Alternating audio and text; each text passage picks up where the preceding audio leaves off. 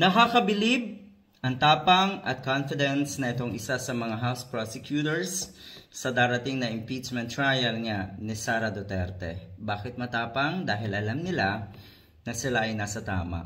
Hindi kasi uusad yung ganitong klaseng impeachment complaint kung wala talagang basihan, kung walang matibay na ebidensya.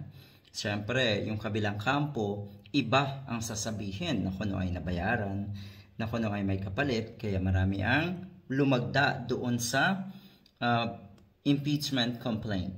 Sufficient, overwhelming ang evidence at makukonvict itong sa Sara Duterte. Sa nakikita ng mga kababayan natin, di ba nga ang sabi ni Sara Duterte, gusto niya ng bloodbath sa trial na yan. Kung tutuusin, ang kalaban ni Sara Duterte dito, sarili niya, yung mga ebidensya, at hindi ang taong bayan, lalong hindi ang mga kongresista. Sarili mo ang kalaban mo. Di ba? O, ayan. Pero totoo makikita ito ng publiko, masasaksihan ng sambayanan, at yung mga senators na magiging nauna pa lang ay nakikita natin na meron ng desisyon kahit wala pang ipinipresent ang mga ebidensya, alam natin kung sino yung mga yon.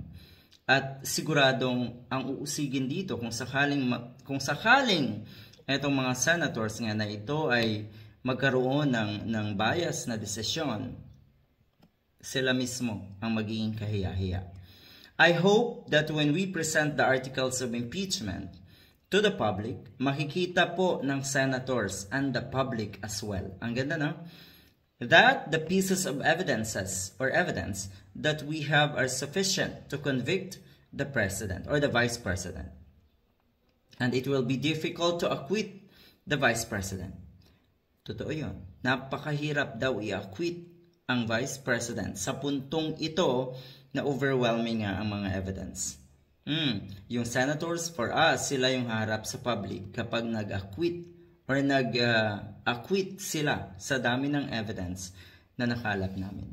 Sila ang haharap sa publiko. Ibig sabihin, sila na mga senators, yung mag-acquit despite all those evidences, sila ang mananagot sa publiko.